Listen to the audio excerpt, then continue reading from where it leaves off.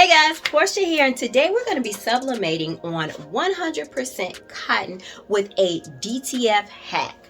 Now this video is sponsored by the brand Katsu, and they did send me their DTF powder as well as their DTF film. The two items together is going to help us to complete our goal of sublimate on 100% cotton. Now, if you don't have the DTF printer or the ink, no worries, because we're going to get this done with sublimation ink. Also, there will be a link in the description to both of these products along with a discount code for you guys to use. So y'all, let's go ahead and jump right on in. All right guys, let's go ahead and start with our film. Get this open. One of the first things that we are going to want to pay attention to is which side we print on, because it does make a difference. With this DTF film, one side is shiny while the other side is matte. We are going to be printing on the matte side. Now, like I told you earlier, we are going to do this with sublimation ink. That's what makes it a hack. Don't need the DTF printer or the ink. So when I print, I am going to put this in my Epson Echo Tank. I did convert that from an inkjet printer to a regular printer. I will put a link in the description if you want to see how I did that. Anywho, we're going to put it into the printer, and I'm going to print my image, and then we'll move on from there. Now here is our completed image, and I did mirror it. Remember, we are doing sublimation.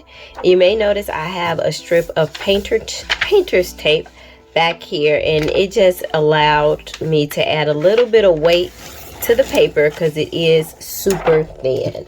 Now, one thing you want to immediately remember is not to touch the ink, because you may smear it, because this particular ink, not the ink, it's about the paper more so. The ink floats right on top of the paper. It does not absorb in. So if you do touch this surface, you will be smearing the ink. Now, another thing that comes along with that is a little bit of pizza wheel. So I did take a Q-tip and kind of rub away some of the ink in those areas. But what I think I'm going to do, just to ensure that I don't have very many pizza wheels, is just cut it on out. And then we will prepare for the next step. What we are going to do next is add our DTF powder to our image.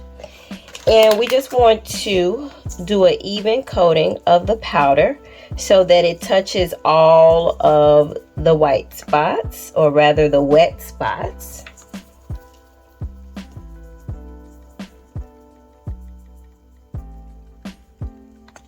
Alright, that's enough. We don't need too much.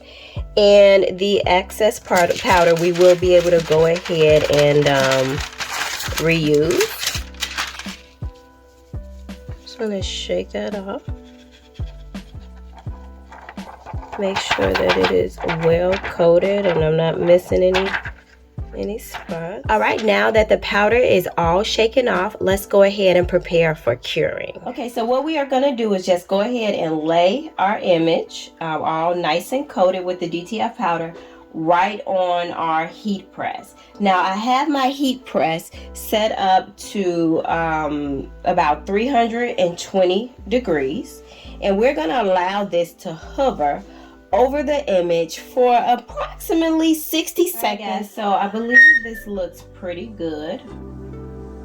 Now, let me see how hot this is. Okay, we're fine.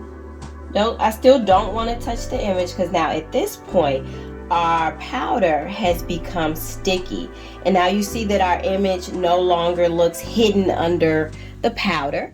We see that it has clearly come through the actual, I guess it's emerged through the paper or through the powder. So that's a good thing. That tells us that it is ready to move on to the next step, which we are going to go ahead and press it onto our shirt. So let's prepare for that. I'm going to be pressing on this 100% cotton white t-shirt, and let's get this all situated. Just a quick press to remove any wrinkles right quick. All right, and once again, here is our image, and I am going to eyeball this. Don't want to touch the image at all. I'm going to cover with parchment paper. And our first press, once again, is going to be at the 365 for 30 seconds. All right.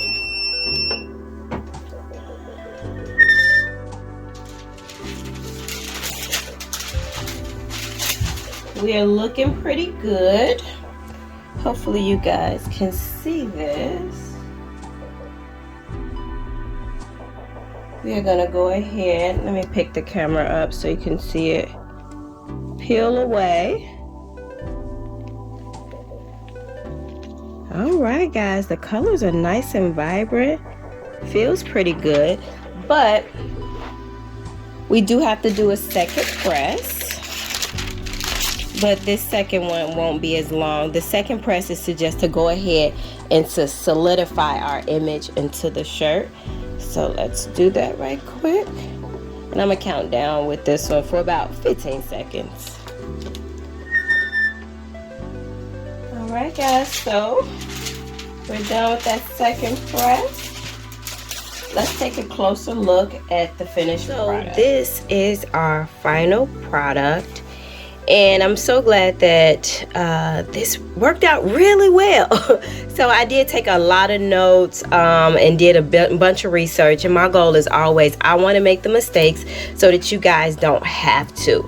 This actually feels really good. That's what I was curious about in doing this process. How good does it feel? And it actually feels awesome. The next thing I want to talk about is the stretch. We can stretch this and it goes right back to normal. It's not like a paper or film sitting on top of the fabric itself, which that's totally a good thing. And it honestly does feel super smooth, and it feels like it's a part of the fabric, which is dope. The other thing I like about this process, as opposed to sublimating on top of HTV, is that you completely don't have to weed. You're not worried about cutting out the right shape to sublimate on top of when it comes to the HTV and all that good stuff. So honestly, the film plus the powder does make sublimating on 100% cotton way more easier. So that's just, yeah, I really like this process, and it was fun too. The colors are like so bright and nice and vibrant. Now guys, I do want to do a follow-up video with this because I want to know how well it washes. So to me, it feels like it is definitely ingrained into the fabric, but if I wash it, am I gonna lose all my colors? I don't know. I have seen other people on YouTube do this and wash it, and it looks great, but hey, I got to see for myself. I want to know for myself. So I'm totally going to follow up with that, as well as I want to use my inkjet printer with this process to see how well that comes out, because I love to do this on a darker color. Okay guys, so this is all I have for you today. I just wanted to share with you all my experience with using the Casu DTF transfer film, as well as their powder, to sublimate on 100% cotton. If you got any questions, concerns, emotional outbursts, let me know. If you found this video helpful or just plain old entertaining, could you go ahead and give it a thumbs up? But guys, as always, until next time, peace.